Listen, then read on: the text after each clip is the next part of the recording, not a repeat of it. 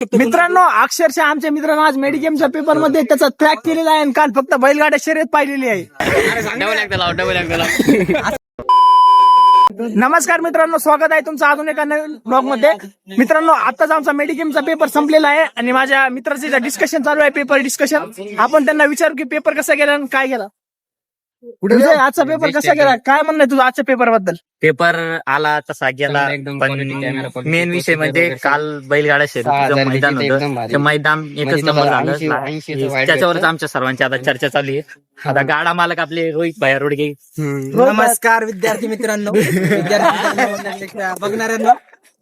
काल झालेल्या बैलगाडा क्षेत्र असं लक्षात आलं आपल्याला का बैलावर खूप लक्ष द्यायला पाहिजे. खूप मोठं त्याच्यामध्ये, खूप मोठं म्हणजे खूप मोठं बक्षीस आहे, पैसा आहे. कसं आहे की काल एक नंबर होता, फॉर्च्युनर होत्या 2.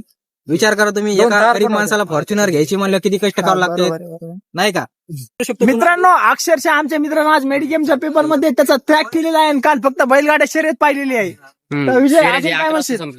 दुःख या गोष्टीचं नाही की पेपर गेला, पण आनंद या गोष्टीचा आहे की आपल्या संभाजीनगर सारख्या आपल्या जवळच्या शहरामध्ये एक बैलगाडा शर्यतून फॉर्च्युनर आली. साधी घेतलेली फॉर्च्युनरला काही महत्व नाही, पण आता जी बैलगाडा शर्यतामार्फतून, त्या बैलाच्या मार्फतून जी फॉर्च्युनर आली ती म्हणजे खरंच एक आपलूक वाटण्यासारखी गोष्ट. आपलूक वाटणं. आपल्या मराठवाड्यात एक फॉर्च्युनर आली, काय विषय लहान नाहीये. आपल्यासोबत आहेत आता अंबड किंग संकेत खोके. बरोबर आहे.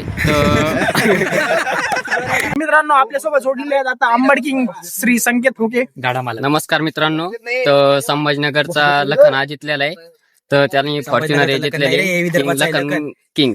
लखन किंग संकेत समोर नाही, लखन किंग.